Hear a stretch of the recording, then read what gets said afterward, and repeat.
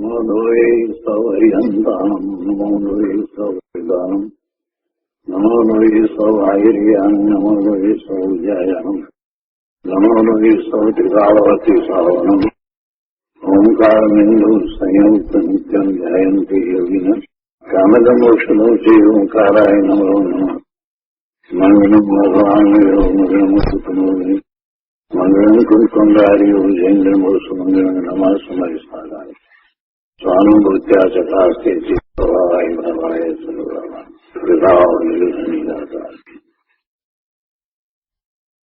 નિયમ સાર ભગવાન કુંકુંદાચાર્ય રચિત નિયમસાર તથા મુનિવર પદ્મ પ્રભમલધારી દેવ રચિત તાત્પર્ય વૃત્તિ ટીકા એનો સ્વાધ્યાય ચાલે છે. એમાં ગાથા 3 સુધી સ્વાધ્યાય આપણે પૂરો કર્યો છે. હવે ગાથા 3 પછીથી કળશ 10મો કહે છે. ત્રીજી ગાથાની ટીકા પૂર્ણ કરતા આ 10મો શ્લોક કહેવામાં આવે છે. તો આપણે 10મો શ્લોક લઈએ. ઇતિ વિપરીત વિમુક્તમ રત્નત્રયમ અનુત્તમમ પ્રપત્યાહમ અપુનર્ભવાન્યા સમુદ્ભવમ અનંગશમ યામિ. શ્લોક 10ના અર્થમાં કહે છે કે એ રીતે હું વિપરીત વિનાના વિકલ્પ રહિત અનુત્તમ રત્નત્રયનો આશ્રય કરીને મુક્તિરૂપી સ્ત્રીથી ઉદ્ભવતા અનંગ એટલે કે અશરીરી અતિન્દ્રિય આત્મિક સુખને પ્રાપ્ત કરું છું. એ રીતે હું વિપરીત વિનાના એટલે વિકલ્પ રહિત અનુત્તમ એટલે કે જેનાથી બીજું કાંઈ ઉત્તમ નથી એવું સર્વોત્તમ સર્વશ્રેષ્ઠ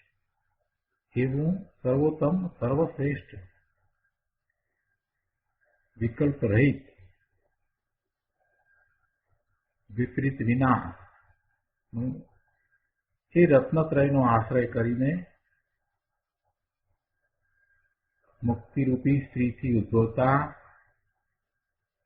અનંગ એટલે અતિન્દ્રિય આત્મિક સુખને પ્રાપ્ત કરવું છું. ગાથામાં જે વાત કરી એના અનુસંધાનમાં આ કળશ કહેવામાં આવ્યો છે.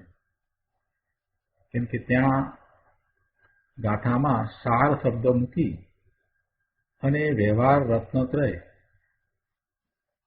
વિના એટલે કે વિપરીત વિના વિપરીતના પરિહાર માટે સાર શબ્દ જોડવામાં આવ્યો હતો. એટલે એવા વિપરીત વિના એટલે કે વ્યવહાર રત્નત્રય વિના શુદ્ધ રત્નત્રય જે નિયમ છે, જે પ્રયોજનભૂત છે એની વાત કરી અને એમાં સમ્યક દર્શન, સમ્યક જ્ઞાન, સમ્યક ચારિત્રની વાત કરી. એમાં જ્ઞાન પહેલા લીધું અને જ્ઞાન પછી શ્રદ્ધા લીધી. અને જ્ઞાન અને શ્રદ્ધા બંનેનું કારણ તો વિકાળ આત્મદ્રવ્ય જ છે.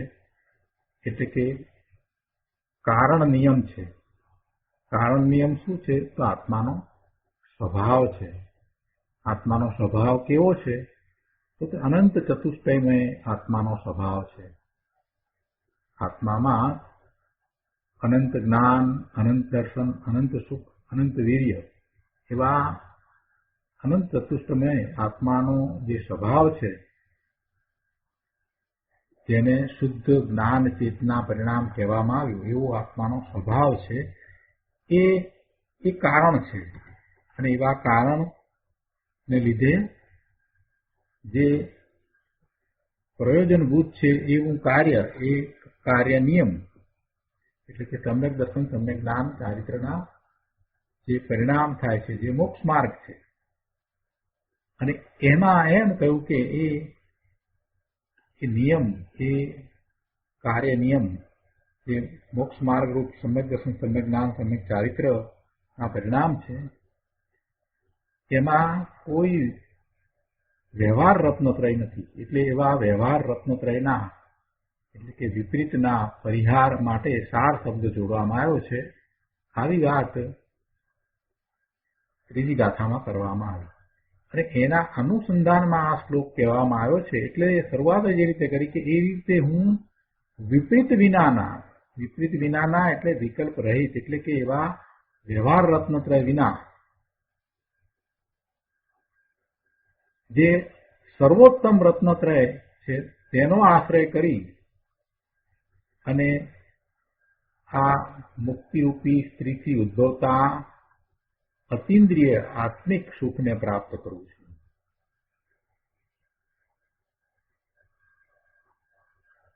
આનો વધુ વિસ્તાર આપણે પૂજ્ય ગુરુદેવ પાસેથી સમજીએ. પ્રવચન રત્ન ચિંતામણી ભાગ પહેલો, પાના નંબર 51. અહીંયા શ્લોક 10 શ્લોકાર્થ ઉપરનું પ્રવચન. એમાં ગુરુદેવ કહે છે કે જુઓ, આમાં મુનિરાજ પોતાની વાત કહીને જગતને સમજાવે છે. વાત તો પોતાની કરી, ત્યારે એમ કહ્યું ને કે એવા સુખને પ્રાપ્ત કરું છું, એ રીતે હું વિપરીત વિનાના સર્વોત્તમ રત્નત્રયનો આશ્રય કરીને અતિન્દ્રિય આત્મિક સુખને પ્રાપ્ત કરું છું. એમાં હું પ્રાપ્ત કરું છું એ રીતે વાત લીધી. એટલે વાત તો પોતાની કરી રહ્યા છે મુનિવર, વાત તો પોતાની કરી રહ્યા છે. કહે છે કે આમાં મુનિરાજ પોતાની વાત કહીને જગતને સમજાવે છે. શું સમજાવે છે? કે હે જગતના જીવો, તમારે પણ નિજ શુદ્ધ આત્મા કે જે નિત્ય આનંદ સ્વરૂપ છે અને પૂર્ણ શાંત સ્વરૂપ છે, તેના શ્રદ્ધા જ્ઞાનને રમણતા જ કરવા લાયક છે. તમારે પણ આ જ કરવા જેવું છે. કેમ કે પોતાને આનંદ થાય છે એટલે એ દ્વારા કહેવું એ છે કે જે નિજ શુદ્ધ સ્વરૂપ છે તે આનંદ સ્વરૂપ છે, જે શાંત સ્વરૂપ છે, તો એના શ્રદ્ધા જ્ઞાનને રમણતા કરવા લાયક છે. ગાથાના પાઠમાં નિર્ણયમેણ જમ કંજમ એમ છે ને, એટલે કે સુખના પંથે જવું હોય તો નિશ્ચયથી આ જ શુદ્ધ દર્શન જ્ઞાન ચારિત્ર રૂપ કાર્ય જ કરવા લાયક છે. આ સિવાય બાકી બધા દુઃખના માર્ગ છે, બાકી બધા દુઃખના પંથ છે. અહીંયા 52મા પાના ઉપર આગળ કહે છે, ગુરુદેવ કરુણા કરીને કહે છે કે બાપુ, તારે સુખ સ્થાયી કાયમી રહેનારું સુખ જોઈતું હોય, જે જાય નહીં એવું કાયમી રહે એવું શાશ્વત સુખ, એવું જો સુખ જોઈતું હોય તો અહીંયા કહે છે કે વિપરીત વિનાના અર્થાંત વિકલ્પ રહિત અનુત્તમ રત્નત્રયને પ્રાપ્ત કરવા જોઈએ. સર્વોત્તમ રત્નત્રયને પ્રાપ્ત કરવા જોઈએ, વિકલ્પ વિનાના. અહીંયા અનુત્તમ શબ્દ મૂક્યો છે એટલે કોઈએ પ્રશ્ન કર્યો કે અનુત્તમ રત્નત્રય એટલે શું? ગુરુદેવ કહે છે કે અનુત્તમ નો એક અર્થ તો ઉત્તમ નહીં એવો થાય છે. અનઉત્તમ એટલે ઉત્તમ નહીં એવો થાય છે, પણ અહીં એ અર્થ નથી. અહીં તો એમ ભાવ છે કે જેનાથી બીજું કાંઈ ઉત્તમ નથી, જેનાથી બીજું કાંઈ ઉત્તમ નથી એવા રત્નત્રય પ્રાપ્ત કરવા જોઈએ. એટલે આ જ સર્વોત્તમ છે, આનાથી બીજું કાંઈ ઉત્તમ નથી.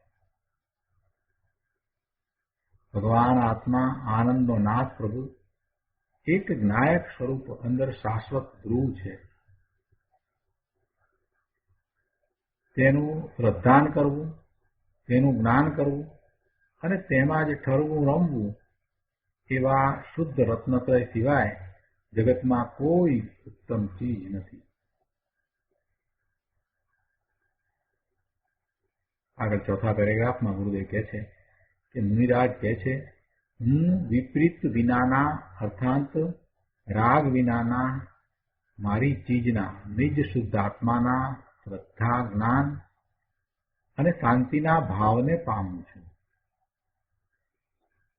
વિપરીત વિનાના એટલે કે રાગ વિનાના વિકલ્પ વિનાના, શુભ કે અશુભ રાગ વિનાના,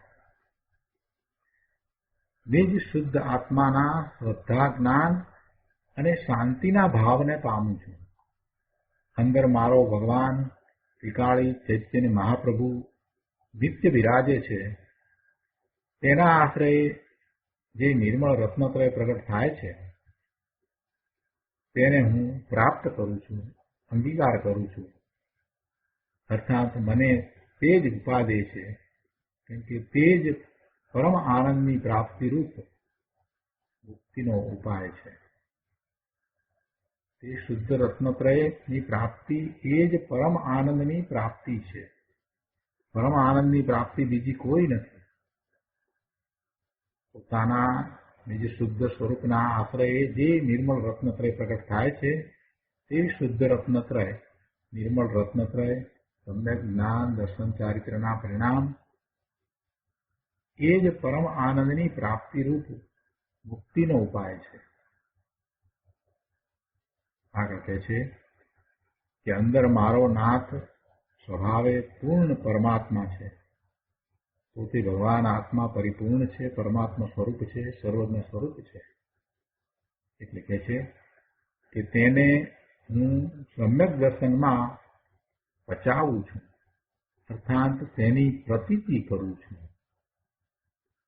પોતાને એકવાર એવો અનુભવ થયો છે, સ્વાનુભૂતિ થઈ છે, સ્વનો અનુભવ થયો છે.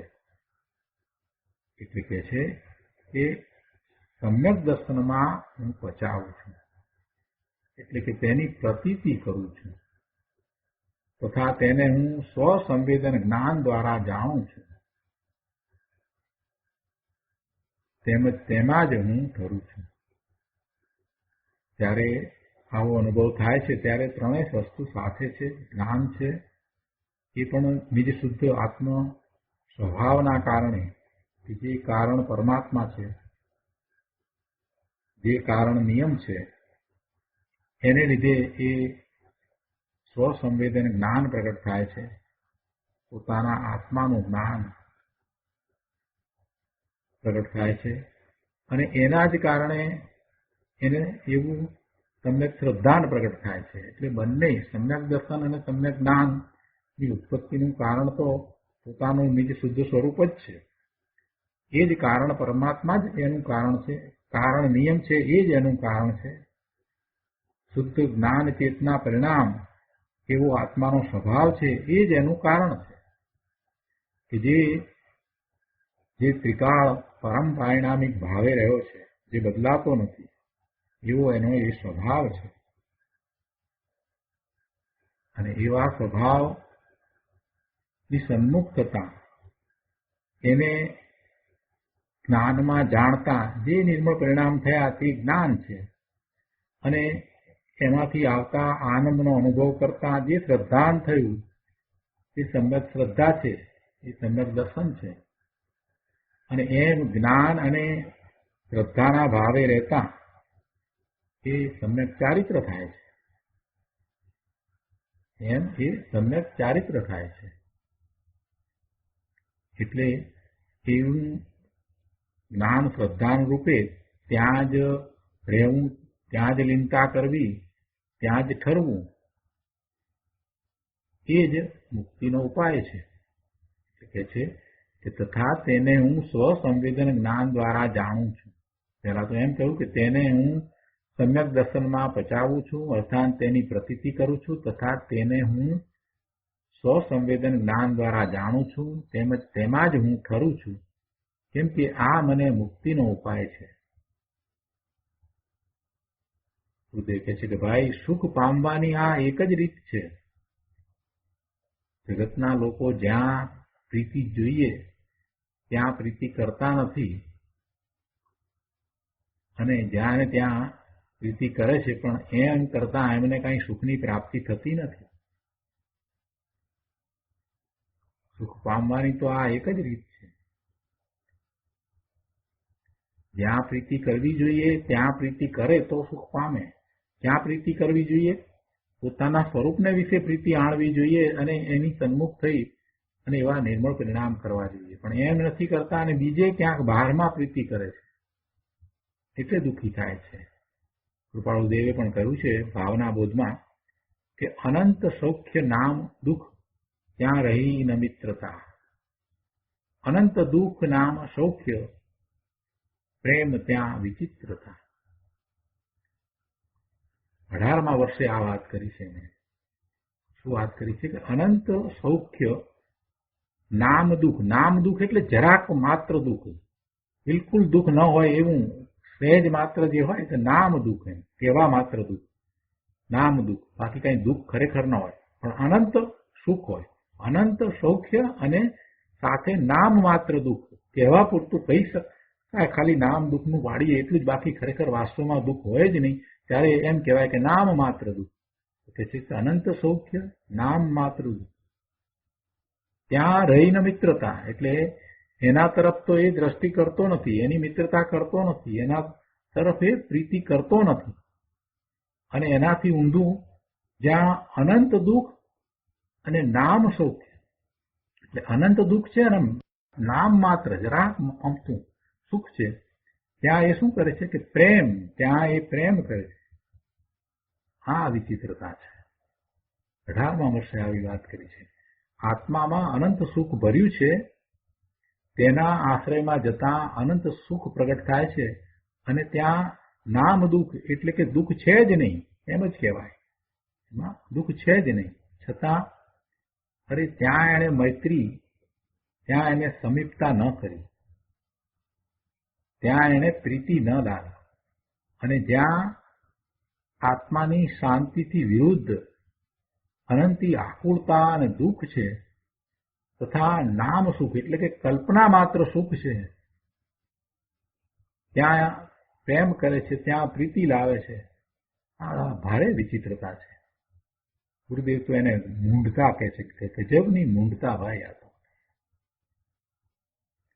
અને તેથી કહે છે કે ઉઘાડ ન્યાય નેત્રને નિહાળ રે નિહાળ તું, નિવૃત્તિ શીઘ્રમેવ ધારી તે પ્રવૃત્તિ બાળતું.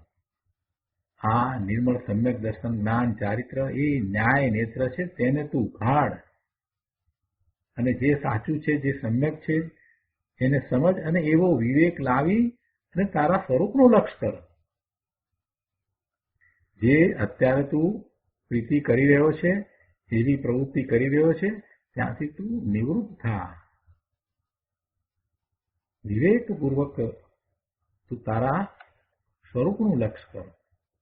જે હે છે તે હે છે, જે ઉપાદેય છે તે ઉપાદેય છે, જે આદરણીય છે તે જ આદરણીય છે, જે આદરણીય નથી એને આદરણીય કરીશ નહીં ભાઈ.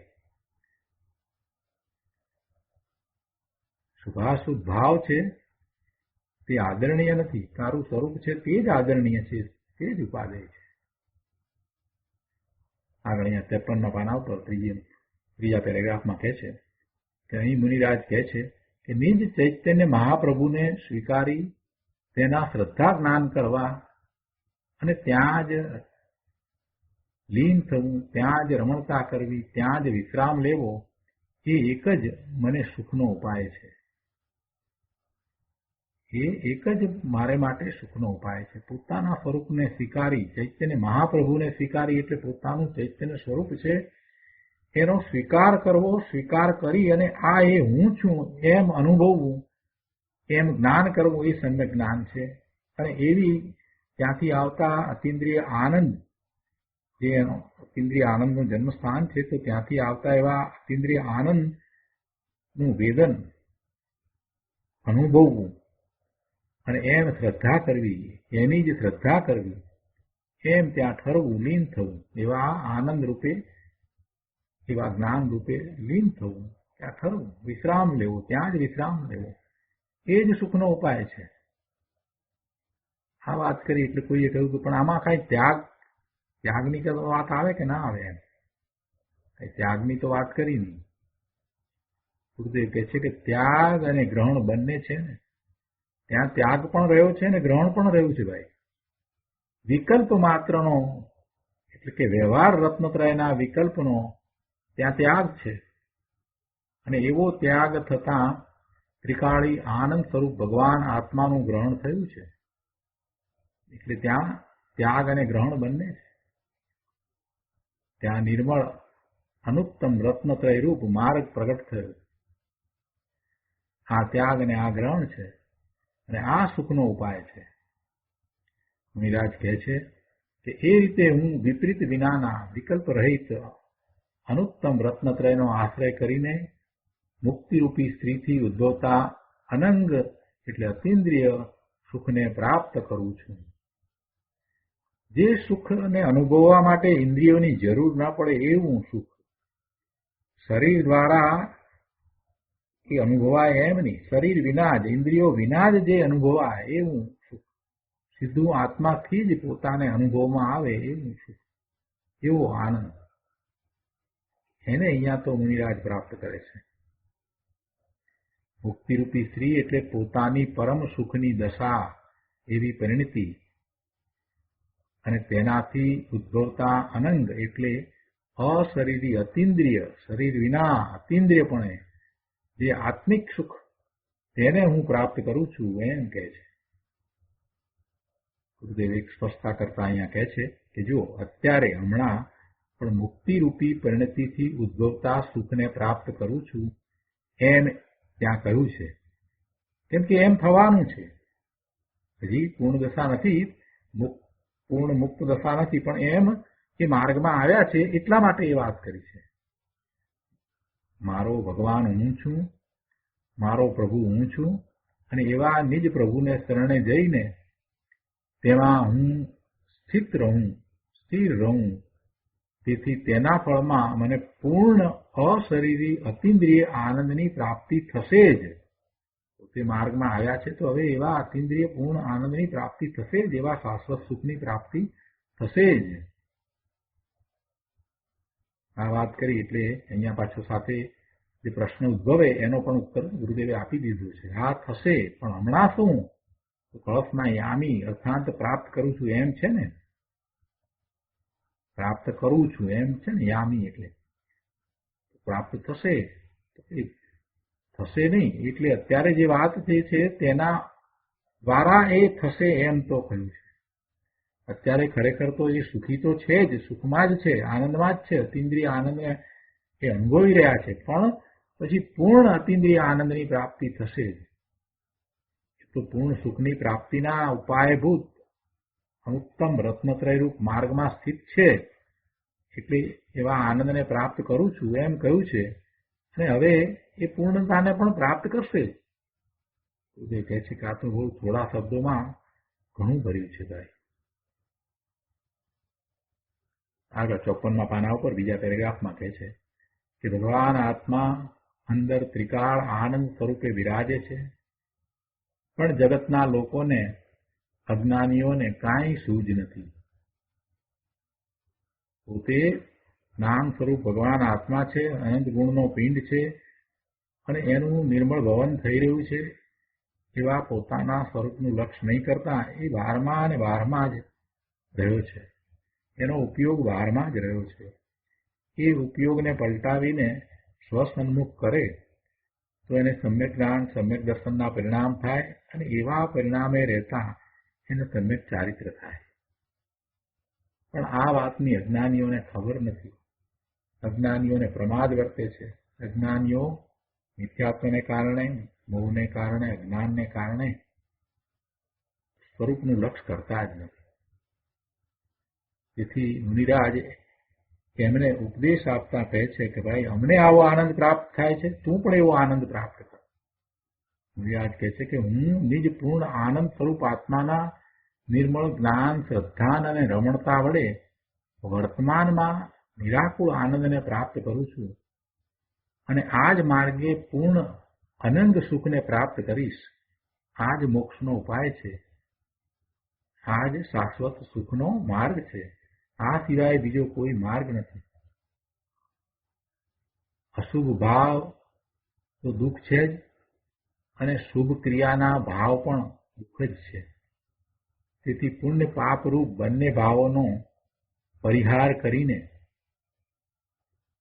વિપરીત વિનાના એટલે વિકલ્પ રહિત અનુત્તમ રત્નત્રયને પ્રાપ્ત કરીને હું અતિન્દ્રિય અનંત સુખને પ્રાપ્ત કરું છું એમ કે છે. બહુ સરસ વાત કરી. આચાર્ય ભગવાને જે વાત કરી હતી ત્રીજી ગાથાની અંદર એ ભાવને જાણે કે પોતે નિયમ સારને પ્રગટ કર્યું હોય એવી રીતે મુનિવરે વાત કરી. આચાર્ય ભગવાને તો એમ કહ્યું કે નિયમ સાર એટલે કે આ જે કરવા યોગ્ય છે, પ્રયોજનભૂત છે, તેને વિપરીત વિના તું પ્રાપ્ત કર, એને પ્રગટ કર. તો એ પછી મુનિવરે આ શ્લોકમાં એમ કહ્યું કે હું એને એમ જ પ્રાપ્ત કરું છું, તેથી મને આનંદનો અનુભવ થાય છે. વિપરીત વિના જ હું પ્રાપ્ત કરું છું. એ ત્રીજી ગાથામાં જે ભાવ ભર્યા હતા, જે વાત કહી હતી, એને અહીંયા 10મા શ્લોકની અંદર સરસ રીતે મુનિવરે મૂકી દીધી કે એ રીતે હું વિપરીત વિના એવા અદભુત સુખને પ્રાપ્ત કરું છું. હવે આ 10મા શ્લોક પછી કુંદુંદાચાર્ય ભગવાનની ચોથી ગાથા છે. તો આપણે એ ચોથી ગાથા લઈએ. કે છે કે નિયમો મોક્ષ ઉપાય તસ્ય ફલમ ભવતી પરમ નિર્વાણમ એતેષા ત્રયાણામપી ચ પ્રત્યેક પ્રરૂપણા ભવતી. ગુજરાતીમાં ગાથા છે નિયમ મોક્ષ ઉપાય તેનું ફળ પરમ નિર્વાણ છે. છે નિયમ મોક્ષ ઉપાય તેનું ફળ પરમ નિર્વાણ છે. વળી આ ત્રણેયનું ભેદપૂર્વક ભિન્ન નિરૂપણ હોય છે. જે કાર્ય નિયમ કયો ને, સમ્યક દર્શન, સમ્યક જ્ઞાન, સમ્યક ચારિત્ર, એ ત્રીજી ગાથામાં કયો, એટલે એના અનુસંધાનમાં આ ચોથી ગાથામાં હવે આ વાત કરી છે કે નિયમ મોક્ષ ઉપાય. એ નિયમ છે એ તો મોક્ષ ઉપાય છે, એ તો મોક્ષનો માર્ગ છે જ. તેનું ફળ તો પરમ નિર્વાણ છે, એનું ફળ તો મોક્ષ છે. પણ હવે આ જે ત્રણ છે એનું ભેદપૂર્વક, એટલે એક એક જે જ્ઞાન, દર્શન, ચારિત્રની જે વાત કરી એનું ભેદપૂર્વક નિરૂપણ હોય છે. એ વાત ચોથી ગાથામાં અહીંયા કરી અને પછી 5મી ગાથાથી એવું એ નિરૂપણ પણ કરશે. તો આપણે ચોથી ગાથાનો અર્થ લઈએ. ચોથી ગાથાના અર્થમાં, અન્વયાર્થમાં અહીંયા કહે છે કે નિયમ મોક્ષ ઉપાય. એટલે નિયમ તો શું છે? રત્નત્રય છે ને, રત્નત્રય રૂપ, શુદ્ધ રત્નત્રય રૂપ નિયમ મોક્ષનો ઉપાય છે. તસ્ય ફલમ પરમ નિર્વાણમ ભવતી. તેનું ફળ પરમ નિર્વાણ છે. અપી ચ એતેષા ત્રયાણા પ્રત્યેક પરૂપણા ભવતી. વળી ભેદ કથન દ્વારા અભેદ સમજાવવા અર્થે, ભેદ કથન દ્વારા અભેદને સમજાવો છે એટલા માટે આ ત્રણનું ભેદ પાડીને જુદું જુદું નિરૂપણ હોય છે. ટીકામાં મુનિવર કહે છે કે રત્નત્રયના ભેદો પાડવા વિશે અને તેમના લક્ષણ વિશે આ કથન છે.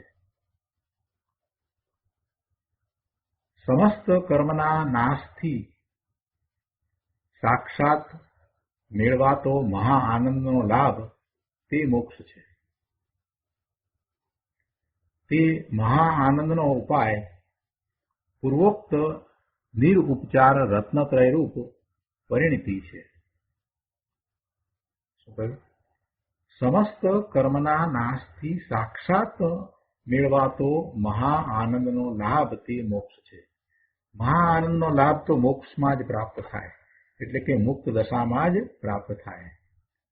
અને એવું થાય છે ત્યારે સમસ્ત કર્મોનો નાશ થાય છે, ક્ષય થાય છે. એમ નથી કે સમસ્ત કર્મોનો નાશ થાય છે તેથી મહા આનંદ પ્રગટે છે, એમ નથી. કેમ કે કર્મ કર્મમાં રહ્યા અને પોતે ભગવાન આત્મા તો ત્રિકાળ મુક્ત સ્વરૂપ જ છે. તો એવા પોતાના ત્રિકાળ મુક્ત સ્વરૂપની જ્યારે પ્રાપ્તિ થાય છે ત્યારે એવો જ નિમિત્ત નૈમિત્તિક સંબંધ છે કે બધા કર્મોનો ક્ષય થઈ જાય. પૂર્ણ મોક્ષ દશાની તો વાત લીધી છે ને, એટલે કે છે કે સમસ્ત કર્મના નાશથી સાક્ષાત મેળવાતો મહા આનંદનો લાભ તે મોક્ષ છે. એટલે કોઈ એમ સમજે કે કર્મનો નાશ થાય તો મોક્ષ થાય. પ્રભુ એમ નથી. આ તો વ્યવહાર નયના કથન છે. જ્યારે એવો મોક્ષ થાય છે તો બહારમાં શેનો નાશ થાય છે? કર્મનો નાશ થાય છે, કર્મનો ક્ષય થાય છે. એ તો એવો નિમિત્ત નૈમિત્તિક સંબંધ અહીંયા દર્શાવ્યો છે. આગળ કહે છે કે તે મહા આનંદનો ઉપાય પૂર્વોક્ત નિરુપચાર રત્નત્રય રૂપ પરિણતિ છે. પહેલા જે કહેવામાં આવી એ નિરુપચાર, ઉપચાર વિનાની રત્નત્રય રૂપ પરિણતિ છે. શુદ્ધ રત્નત્રય રૂપ પરિણતિ, સમ્યક જ્ઞાન, સમ્યક દર્શન, સમ્યક ચારિત્ર એ નિરુપચાર રત્નત્રય રૂપ પરિણતિ છે. એ જ ઉપાય છે, એ મોક્ષ માર્ગ છે. તેનો ઉપાય છે આ મહા આનંદ પ્રાપ્ત કરવા માટેનો ઉપાય આ શુદ્ધ રત્નત્રય રૂપ પરિણતિ છે, જેને આપણે નિયમ કહ્યો, કાર્ય નિયમ કહ્યો. એ કાર્ય નિયમ છે એ આ મહા આનંદની પ્રાપ્તિ કરાવે છે. જો કાર્ય નિયમ છે તો એ સમ્યક જ્ઞાન, સમ્યક દર્શન, સમ્યક ચારિત્રના પરિણામ છે. એવા પરિણામ થાય છે તે મોક્ષ માર્ગમાં છે. એ જીવ, ભવ્ય જીવ મોક્ષ માર્ગમાં છે અને એને સમયસારમાં સાધક દશા કહી. અમૃતચંદ્રાચાર્ય ભગવાને એને સાધક દશા કહી. અને એમ જ એ પછી આગળ પુરુષાર્થ કરે છે. પુરુષાર્થ કોઈ બીજા પ્રકારનો થાય છે એમ નહીં. પોતાના સ્વરૂપને વિશે એ લીનતા અને સ્થિરતાનો પુરુષાર્થ થાય છે. તો એ પુરુષાર્થ એવો જ છે કે જે પહેલી વખત એ મિથ્યાત્વ, અનંત કાળનું મિથ્યાત્વ હતું એમાંથી એ સમ્યક્ત્વ પ્રગટ કરે છે અને જેવો પુરુષાર્થ કરે છે એવો જ એ પુરુષાર્થ છે. ફેર માત્ર એટલો જ છે કે હવે એને એવા પરિણામ એક વખત થયા છે એટલે વારંવાર એ પોતાના સ્વરૂપ તરફ વળે છે અને ઉગ્રતા વધી છે, એકાગ્રતા વધી છે. એટલે પુરુષાર્થ તો એ જ પ્રમાણે કરે છે અને એમ જ પુરુષાર્થ કરે છે. એટલે જે સાધક દશા જે છે એ છેવટે પોતાના પૂર્ણ સ્વરૂપને પ્રાપ્ત કરી લે, એટલે કે સ્વરૂપમાં સ્થિર થઈ જાય. એટલે એ સાધક દશા સિદ્ધ થાય, એટલે કે એ પોતે મોક્ષને પ્રાપ્ત થાય છે. એ સમયસારમાં એ વાત કરી છે. અહીંયા સીધે સીધું કહી દીધું કે એ મહા આનંદ જે છે એ મોક્ષનો આનંદ છે, મુક્તિનો આનંદ છે. અને એવો મોક્ષનો આનંદ જે છે એનું કારણ આ છે. શું છે? નિરુપચાર રત્નત્રય રૂપ પરિણતિ. અહીંયા પરિણતિ કહ્યું છે એટલે એ દ્વારા જણાવવું એ છે કે આ એક વખતના પરિણામ છે એમ નથી, એવી પરિણતિ થાય છે. હા, નિરુપચાર રત્નત્રય રૂપ પરિણતિ છે. તે મહા આનંદનો ઉપાય છે, મહા આનંદ થવાનું કારણ છે, એ મોક્ષનો ઉપાય છે. નિરુપચાર રત્નત્રય રૂપ અભેદ પરિણતિમાં અંતર્ભૂત રહેલા આ ત્રણનું, જ્ઞાન, દર્શન અને ચારિત્રનું જુદું જુદું નિરૂપણ હોય છે. કઈ રીતે? આ જ્ઞાન છે, આ દર્શન છે, આ ચારિત્ર છે, એમ ભેદ પાડીને. ખરેખર તો આવા ભેદ વસ્તુમાં નથી અને એવું જ્યારે પરિણમન થાય છે, એવી પરિણતિ થાય છે, તેમાં પણ ખરેખર એવા ભેદ નથી. એવા ભેદ પડતા નથી. અનુભવમાં કોઈ ભેદ નથી. અનુભવ તો એક સરખો, એક રૂપે થાય છે. કઈ જુદું જુદું થતું નથી કે આ જ્ઞાન થયું, હવે શ્રદ્ધાન થયું, હવે આ જ્ઞાન શ્રદ્ધાને હું રહ્યો, એવું કઈ થતું નથી હોતું. પણ સમજાવવા માટે ખરેખર તો એ ભેદ પાડવામાં આવે છે. જ્ઞાન છે, શ્રદ્ધાન છે અને જ્ઞાન શ્રદ્ધાન ભાવે પોતે ત્યાં ટકી રહ્યા છે, આનંદમાં છે, બીજું કાંઈ નથી. એ ચારિત્ર છે. એટલે કહે છે કે એ અભેદ પરિણતિ છે. એ અભેદ પરિણતિ છે, એની અંદર આ ત્રણેય અંતર્ભૂત છે. શું? જ્ઞાન, દર્શન, ચારિત્ર. નિરૂપચાર રત્નત્રય રૂપ અભેદ પરિણતિમાં અંતર્ભૂત રહેલા, એમાં આ ત્રણેય રહ્યા છે, જ્ઞાન, દર્શન અને ચારિત્ર, એને એ અભેદને સમજાવવા માટે ભેદ પાડીને સમજાવે છે. આ જ્ઞાન છે, આ દર્શન છે, આ ચારિત્ર છે, એમ ભેદ પાડીને એ સમજાવવામાં આવ્યું છે. આ શાસ્ત્રમાં જે ગાથા સૂત્રો આગળ કહેવાશે, હવે જે આગળ કહેવામાં આવશે ગાથાઓ, તેમાં દર્શન, જ્ઞાન, ચારિત્રના લક્ષણ જણાશે. તો આપણે આનો વિસ્તાર પૂજ્ય ગુરુદેવ પાસેથી સમજીએ. ગુરુદેવે બહુ સુંદર વાત કરી છે, ઘણી આધ્યાત્મિક વાત કરી છે, એ આપણે લઈએ. પ્રવચન રત્ન ચિંતામણી ભાગ પહેલો, એના પાના નંબર 55 ઉપર ગાથા 4 ગાથાર્થ ઉપરનું પ્રવચન. ત્યાં ગુરુદેવ કહે છે કે જુઓ શું કીધું કે ભગવાન આત્મા શુદ્ધ ચૈતન્ય વસ્તુ છે. ભગવાન આત્મા શુદ્ધ ચૈતન્ય વસ્તુ છે. તેનો જેમાં સ્વીકાર થયો છે એવા અંતર્મુખ અનુભવમાં પ્રતીતિ અર્થાત તેનું શ્રદ્ધાન, તેનું વેદન અર્થાત સ્વસંવેદન જ્ઞાન તથા તેમાં રમણતા, લીનતા જે થાય તે રત્નત્રય રૂપ નિયમ છે. અને તે મોક્ષ નામ પૂર્ણ સુખની પ્રાપ્તિનો ઉપાય છે. મુક્તિનો ઉપાય છે, પૂર્ણ સુખની પ્રાપ્તિનો ઉપાય છે. આ જે શુદ્ધ રત્નત્રય છે એ જ મોક્ષ માર્ગ છે ને એ જ મોક્ષની પ્રાપ્તિનો ઉપાય છે. એટલે તેનું ફળ પૂર્ણ સુખમય એવું પરમ નિર્વાણ પદ છે. નિર્વાણ કોને કહીએ? કે હવે બીજો ભવ કરવો જ ન પડે, જન્મ લેવો જ ન પડે, એને નિર્વાણ કહેવાય. હવે બીજો ભવ થાય નહીં. અહીંથી સીધે સીધો આ આત્મા સિદ્ધશિલા ઉપર એક સમયમાં બિરાજી જાય અને હવે ભવ કરવાના હોય જ નહીં, એને નિર્વાણ કહેવાય. આનંદની, શાશ્વત આનંદની, સુખની દશામાં સિદ્ધ ભગવાન બિરાજી રહ્યા છે. અનંત સિદ્ધ થયા, અનંત કાળમાં અનંત સિદ્ધ થયા. અને બધા જ હવે જન્મ લેવાના નથી, પૂર્ણ સુખની દશામાં ત્યાં બિરાજી રહ્યા છે. ગુરુદેવ અહીંયા કહે છે કે ઓલો અજ્ઞાની કહે છે કે આપણે આ કરવું તો છે પણ હમણાં નહીં.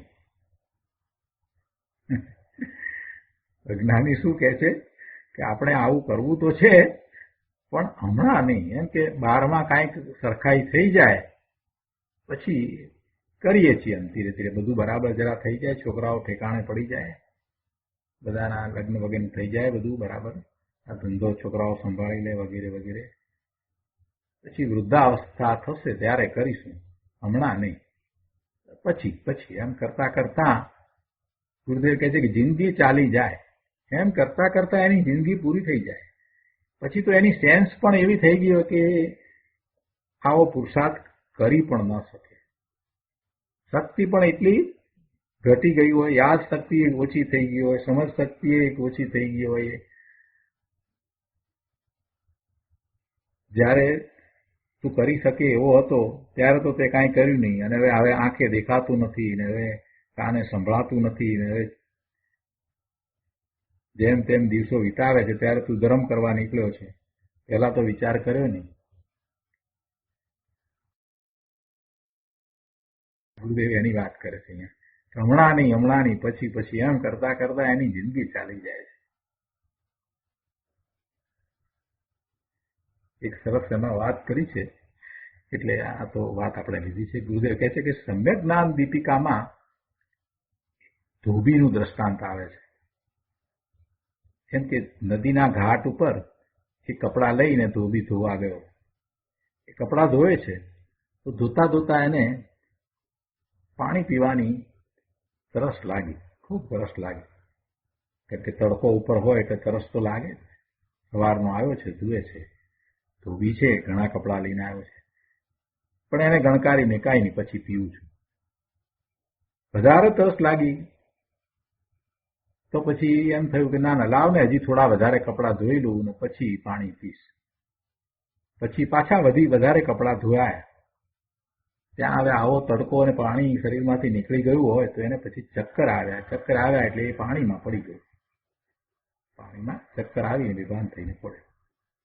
પાણીમાં બેભાન થયેલો માણસ કેટલો વખત જીવે? એટલે જોતામાં એનો દેહ છૂટી ગયો. આ દ્રષ્ટાંત આપ્યું છે સમ્યક જ્ઞાન દીપિકામાં.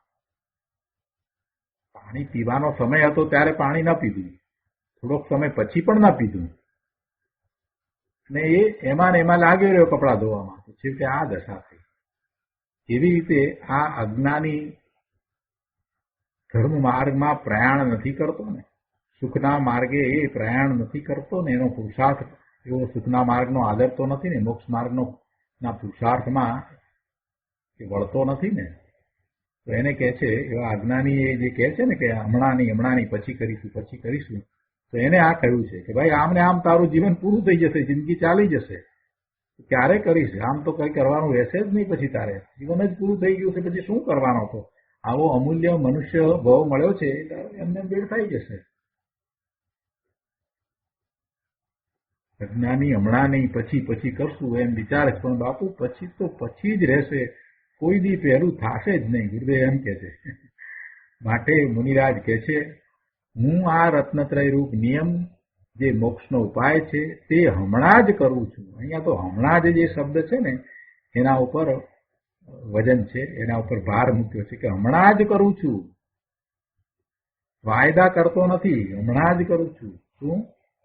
હું આ રત્નત્રય રૂપ નિયમ જે પ્રયોજનભૂત છે તે કાર્ય હું હમણાં જ કરું છું. એ મોક્ષનો ઉપાય છે, એ સુખનો ઉપાય છે, સુખની પ્રાપ્તિનો ઉપાય છે, મહાસુખની પ્રાપ્તિનો ઉપાય છે. એ હમણાં જ કરું છું અને તેનું ફળ નિર્વાણ છે. આવી વાત છે. આગળ અહીંયા કહે છે કે વળી ભેદ કથન દ્વારા અભેદ સમજાવવા અર્થે આ ત્રણનું ભેદ પાડીને જુદું જુદું નિરૂપણ હોય છે. તો એની વાતને કહે છે કે ભેદ કથન દ્વારા અભેદ સમજાવવા અર્થે એટલે શું કે નિશ્ચય રત્નત્રયને સમજાવવા માટે અહીં વ્યવહાર રત્નત્રય કહેશે. જો વસ્તુના સ્વરૂપમાં ક્યાંય ભેદ નથી, વસ્તુનું સ્વરૂપ તો અભેદ છે, વસ્તુ તો અખંડ છે, પણ સમજાવવા માટે ભેદ પાડવામાં આવે છે, ભેદ પાડીને સમજાવવામાં આવે છે, એટલે એને વ્યવહાર કહેવાય. એટલે એ વ્યવહાર થાય છે કે નિશ્ચય રત્નત્રયને સમજાવવા માટે અહીં વ્યવહાર રત્નત્રય કહેશે. વ્યવહાર સંકિત, વ્યવહાર જ્ઞાન અને વ્યવહાર ચારિત્રના નિરૂપણ દ્વારા નિશ્ચય સમ્યક દર્શન જ્ઞાન ચારિત્ર કેવા હોય છે તે બતાવવું છે. માટે આ ત્રણનું વ્યવહાર સમ્યક દર્શન જ્ઞાન ચારિત્રનું ભેદ પાડીને જુદું જુદું નિરૂપણ હોય છે એમ કે છે. વ્યવહાર રત્નત્રય છે તો કર્મબંધનું કારણ, એ કઈ મુક્તિનું કારણ નથી, છે તો કર્મબંધનું કારણ, છતાં અબંધ રૂપ અભેદ સમજાવવા તેનું નિરૂપણ હોય છે એમ વાત છે. હવે ટીકા ઉપરના પ્રવચનમાં અહીંયા કહે છે કે રત્નત્રયના ભેદો પાડવા વિશે અને તેમના લક્ષણ વિશે આ કથન છે. જો આમાં રત્નત્રયના ભેદો પાડવા વિશે અને તેમના સ્વરૂપો એટલે કે ભેદ પાડ્યા પછી એ દરેકનું સ્વરૂપ શું છે તે વિશે એમ બે પ્રકારે કથન છે. તેમાં હવે ભેદ પાડવા વિશે પહેલી વાત કે સમસ્ત કર્મના નાશથી સાક્ષાત મેળવાતો મહા આનંદનો લાભ તે મોક્ષ છે. શું કીધું કે સમસ્ત એટલે કે 148 કર્મની પ્રકૃતિ, મુખ્યપણે 8 કર્મની પ્રકૃતિ, એનો નાશ થતા મોક્ષ એટલે કે મહા આનંદનો લાભ થાય છે. સમસ્ત કર્મના નાશથી એમ લીધું છે ને, એમ અહીંયા કહ્યું છે ને, તો એ તો વ્યય થયો, કર્મનો નાશ થયો. ને અહીંયા તો વાત શેની હતી? મહા આનંદની પ્રાપ્તિની, મહા આનંદનો લાભ થાય, મહા આનંદ ઉત્પન્ન થાય. અહીંયા વાત તો વ્યયની કરી, ક્ષયની કરી. સમસ્ત કર્મનો નાશ, એનો ક્ષય, એનો વ્યય થયો. પણ એ વખતે ઉત્પાદ શેનો થયો? તો કહ્યું કે સાક્ષાત મેળવાતો મહા આનંદ એનો ઉત્પાદ છે, એનો લાભ થયો એ ઉત્પાદ છે. જો આ ઉત્પાદ થયો છે તો જીવને થયો છે, અને જે નાશ થયો છે એ તો કર્મનો થયો છે. બંને વસ્તુ જુદી છે, બંને વસ્તુ જ જુદી છે, પણ છતાં એવો નિમિત્ત નૈમિત્તિક સંબંધ હોય છે. એટલે એમ વ્યવહારથી એમ કહેવામાં આવે કે સમસ્ત આખે કર્મનો નાશ થતા મોક્ષ એટલે મહા આનંદનો લાભ થાય છે. ભગવાન આત્માને તેની દશામાં સાક્ષાત મહા આનંદનો, અતિન્દ્રિય આનંદનો, શાશ્વત સુખનો, અનંત આનંદનો લાભ થયો તે મોક્ષ છે, તે મોક્ષ છે. મોક્ષ એટલે શું? વધારે વિસ્તાર કરીને સમજાવે છે કે પર્યાયમાં મહા આનંદનો લાભ તે મોક્ષ છે. જો મોક્ષના સ્વરૂપને આપણે સમજવાની ખૂબ જરૂર છે.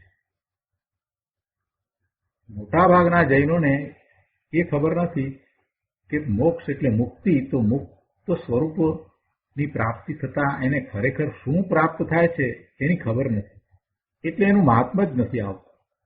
પોતાનું મુક્ત સ્વરૂપ છે અને પોતાનું મુક્ત સ્વરૂપ શા માટે એને પ્રગટ કરવું જોઈએ એનું મહાત્મા ક્યારે આવે કે એવા મોક્ષ દ્વારા એ શું પ્રાપ્ત કરે છે એને એ સમજે તો એને ખ્યાલ આવે. દુઃખ જાય છે એ વાત તો બરાબર છે, દુઃખનો નાશ થાય છે, પણ સાથે સાથે બીજી પણ કંઈક વાત છે. દુઃખનો નાશ થવો, કર્મનો નાશ થાય એટલે મોક્ષ થાય એમ એ બોલે, અને વધુમાં વધુ એમ બોલે કે એમ છતાં ભવના ભ્રમણનો અંત આવે, ભવનો હવે નાશ થયો. પણ એ બધું તો નાસ્તિથી વાત કરી, પણ અસ્થિથી વાત કરીએ તો શું પ્રાપ્ત થાય છે? એને આનંદ પ્રાપ્ત થાય છે, મહા આનંદનો લાભ થાય છે. એવો આનંદ, એવો આનંદ કે જેની સરખામણી જગતના કોઈ પદાર્થમાંથી આવતા આનંદ સાથે થઈ શકે જ નહીં. જગતમાં એવો કોઈ આનંદ છે જ નહીં કે જેની સાથે એની સરખામણી થઈ શકે. અરે દેવલોકમાં પણ એવા કોઈ આનંદ નથી. એવો આ તો અલૌકિક આનંદ છે, આ લૌકિક નથી. અલૌકિક સુખ, અલૌકિક આનંદની એને પ્રાપ્તિ થાય છે, અલૌકિક શાંતિની પ્રાપ્તિ થાય છે, અને એ પણ અવ્યાબાદ, એમાં કાંઈ ઘટપણ નહીં, એમ એક સરખું, અને એ પણ અનંતકાળ સુધી. હવે એમાં ફેરફાર થાય નહીં, અનંતકાળ સુધી એની પ્રાપ્તિ થાય છે. એવા આનંદનો એને સ્વાદ ન ચાખ્યો હોય ને ત્યાં સુધી એ બિચારો મોઢું વકાસીને જોયા કરે. નાના છોકરાઓ બેઠા હોય ઇન્ડિયામાં ઝૂંપડપટ્ટીના, અને પછી ત્યાં જઈ અને તમે અહીંની અમેરિકાની કંઈક વાત એવી ચાલુ કરી દો એટલે બિચારા મોઢું વકાસીને આમ નામ જોયા કરે. એ તો કલ્પના કરી શકે નહીં, તો કલ્પના કરી ન શકે. આપણા બધાની પણ હાલત આવી જ છે. આચાર્ય ભગવાને તો પોતાના સ્વરૂપમાંથી આવતા આનંદનો અનુભવ કર્યો છે. સ્વાનુભૂતિ જેને થઈ છે એની વાત જુદી છે. એને તો અંશ, એ આનંદનો અંશ, એ સુખનો અંશ એમને તો અનુભવમાં આવ્યો છે. સર્વગુણોનો અનુભવ એટલે સર્વગુણોના પરિણમનનો એ અંશ, સર્વગુણાંશ તે સંકિત કહ્યું ને, એટલે એવા સર્વગુણોનું પરિણમન, અનંત ગુણોનું પરિણમન એક રૂપે એને અનુભવમાં આવ્યું છે. એટલે અંશે એને એ અનુભવ થયો છે, એ અનુભવ અંશે એને થયો છે. પણ જેને એવો અનુભવ નથી થયો એની બિચારાને તો ખ્યાલે ક્યાંથી આવે? એને અનુભવ કરવો જ રહ્યો. એ અનુભવ કરે તો એને ખ્યાલ આવે કે આ અંશ આવો છે તો પૂર્ણ કેવો હશે. જેણે બીજ જોઈ જ નથી એને પછી પૂર્ણિમાનો ખ્યાલ ક્યાંથી આવે? જેણે બીજ જોઈ છે એ સમજે છે કે આખો ચંદ્ર કેવો હશે. એટલે આ મોક્ષમાં જે પ્રાપ્ત થાય છે ને એનો ઘણો વિસ્તાર કરવા જેવો છે, એને સમજવા જેવું છે. અને જ્યારે એવો અનુભવ થાય છે ત્યાર પછીથી તો બધું સમ્યક થઈ જાય છે. પછી તો બધું બરાબર જેમ છે તેમ સમજાઈ જાય છે. કહે છે કે મોક્ષ એટલે શું? પર્યાયમાં મહા આનંદનો લાભ તે મોક્ષ છે. મોક્ષ એટલે મુક્તિ શબ્દ છે ને, એટલે પહેલા પરિભાષા કઈ કે સમસ્ત આઠેય કર્મના નાશથી મોક્ષ થાય છે.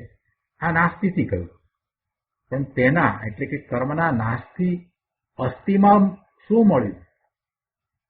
કર્મનો નાશ એ તો નાસ્તિથી વાત કરી છે, પણ અસ્થિમાં શું મળ્યું? તો કહે છે કે સાક્ષાત મહા આનંદનો લાભ મેળવાય છે. ભગવાન આત્મા પૂર્ણ અમૃતનો સાગર પ્રભુ છે. ભગવાન આત્મા પોતે પૂર્ણ અમૃતનો સાગર પ્રભુ છે. તેમાંથી પૂર્ણ અમૃતનો પર્યાય પ્રગટ થાય એટલે કે આનંદથી તૃપ્ત પરિતૃપ્ત પર્યાયનો લાભ થાય, તેનું નામ મોક્ષ છે. અંદર વસ્તુ તો અતિન્દ્રિય આનંદમય જ છે. આત્માનું સ્વરૂપ તો આનંદમય જ છે, સુખમય જ છે, શાંતિમય જ છે, નિર્મળતામય જ છે. એવું જ એ તો સ્વરૂપ તો છે. વસ્તુ આત્મા એ તો એવો જ છે, પણ એની પ્રગટતા થવી, એ વસ્તુ એને વ્યક્તપણે પ્રાપ્ત થવી. વસ્તુ આત્મા જ અતિન્દ્રિય આનંદનો ભરપૂર દરિયો છે. આત્મા વસ્તુ છે કે નહીં? છે ને, તો તેનો સ્વભાવ જ જ્ઞાન અને આનંદ છે. એવા ગુણ પડ્યા છે તો એવો એનો સ્વભાવ છે. હવે સ્વભાવ છે તેનું માપ શું? કહે છે કે જે સ્વભાવ છે એનું માપ શું? એટલે કે એ અનંત સ્વભાવ છે. એવો સ્વભાવ અનંત છે. એ સ્વભાવને કઈ સીમા નથી. અનંત એવો સ્વભાવ છે. લોકોને વિચારાઓને આ વાતની ખબર નથી એટલે એમને આમાં વિશ્વાસ બેસતો નથી. પણ ભાઈ, વિચાર કરીને નક્કી તો કર કે વસ્તુ શું છે. વિચાર કરતા તને ખબર પડશે કે સાચા સુખનો આ જ એકમાત્ર માર્ગ છે. શાશ્વત સુખનો આ જ એકમાત્ર માર્ગ છે. એના પછીના પેરેગ્રાફમાં કહે છે કે સમસ્ત કર્મના નાશથી સાક્ષાત મેળવાતો, જો સાક્ષાત મેળવાતો એમ શબ્દ ટીકામાં કહ્યા છે. બરાબર? એટલે શું કે પર્યાયમાં પ્રાપ્ત થતો, પર્યાયમાં પ્રગટ થતો આનંદ સાક્ષાત મેળવાતો. એ આનંદમાં કઈ વાત નથી. એ આનંદની પ્રાપ્તિ થાય છે. પર્યાયમાં એ પ્રાપ્ત થાય છે. એની દશામાં એને આનંદનો અનુભવ થાય છે. એ એની દશા છે એ આનંદ રૂપે થાય છે. એની પર્યાયમાં પ્રાપ્ત થતો પ્રગટ થતો આનંદ. કેમ કે અંદર પોતે આનંદ રૂપ તો છે જ. અંદરમાં તો એ પોતે આનંદ રૂપ જ છે, જ્ઞાન રૂપ છે. પુણ્ય પાપના જે વિકલ્પો છે તે દુઃખ છે. આનંદની ઉલટી અવસ્થા છે. આ પુણ્ય પાપના ભાવ છે એ તો આનંદની ઉલટી અવસ્થા છે. આનંદથી જુદી ઊંધી અવસ્થા છે. એ ક્યાં આત્માની અવસ્થા છે? એ આત્માની અવસ્થા નથી. પોતે પોતાના સ્વરૂપથી ચ્યુત થઈ અને પરનું લક્ષ કરે છે ત્યારે એ દુઃખને ભોગવે છે. ત્યારે એને એવા શુભાશુભ ભાવ થાય છે અને પુણ્ય પાપના વિકલ્પોને બંધ પડે છે. પણ જ્યાં એ સ્વરૂપમાં રહ્યો છે ત્યાં તો એનાથી તદ્દન જુદી ભિન્ન ઉલટી વાત છે. બહારમાંથી એ ગુલાટ ખાઈને અંદર તરફ વળ્યો છે, સ્વરૂપની સન્મુખ થયો છે, તો અંદરમાં તો આનંદ સ્વરૂપ હું ભગવાન છું એમ ભાન કરતા અને એમાં જ લીન થતા સાક્ષાત અતિન્દ્રિય મહા આનંદની પર્યાય પ્રગટ થાય છે. અને એમાં ને એમાં આગળ વધતા વધતા એ લીનતાનો પુરુષાર્થ કરે છે. અને પછી એવી એકાગ્રતા થઈ જાય છે કે એમાં એ જામી પડે છે, એમાં ઠરી જાય છે, એમાં એ સ્થિર થઈ જાય છે. અને એ જ મોક્ષની દશા છે.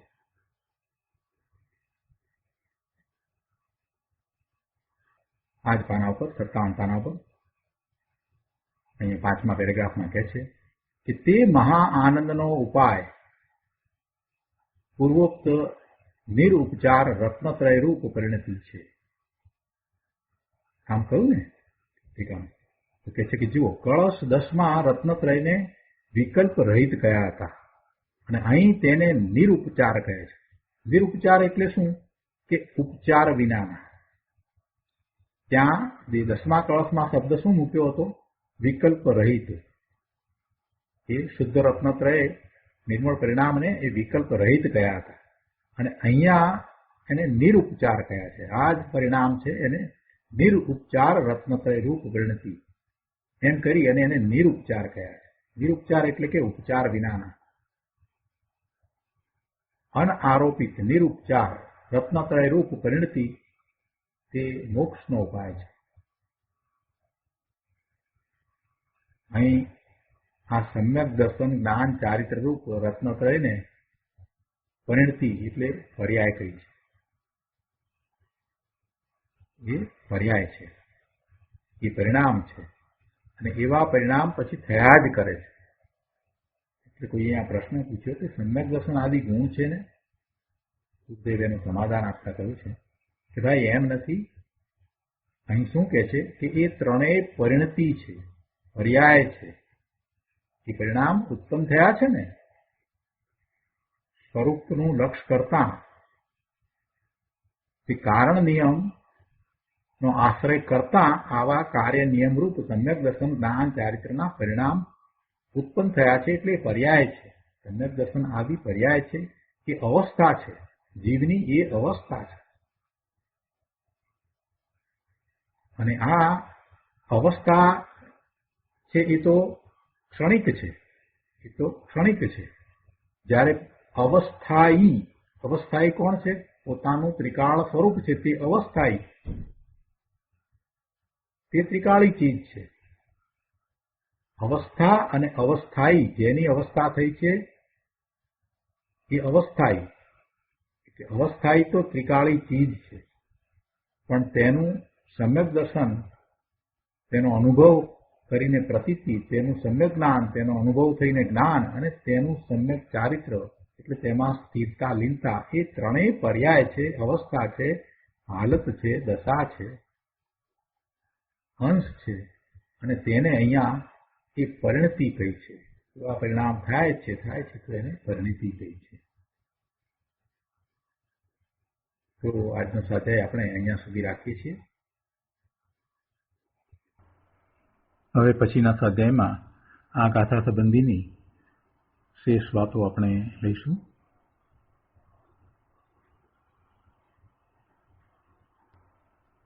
સુખધામ બોલીએ. સુખધામ અનંત સુસંત ચરી દિન રાત રહે તદ ધ્યાન મહી પ્રકાંતિ અનંત સુધામય જે પ્રણમુ પદતે વરતે જયતે પ્રણમુ પદતે